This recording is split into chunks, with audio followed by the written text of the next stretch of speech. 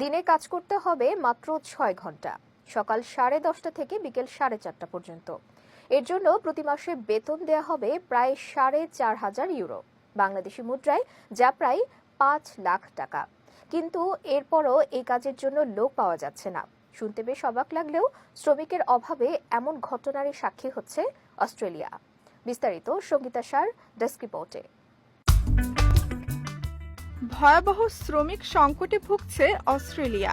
চলমান এই শ্রমিক সংকটের নেতিবাচক প্রভাব পড়ছে দেশটির কৃষিক্ষেত্রের উপর। ব্রিটিশ সংবাদ মাধ্যম দ্য সান জানিয়েছেন, 4,000 ইউরো বেতনের মাসিক চুক্তিতে কাজের জন্য শ্রমিক খোঁজা হচ্ছে। কাজ হচ্ছে গাছ থেকে পাকা লেবু তোলা।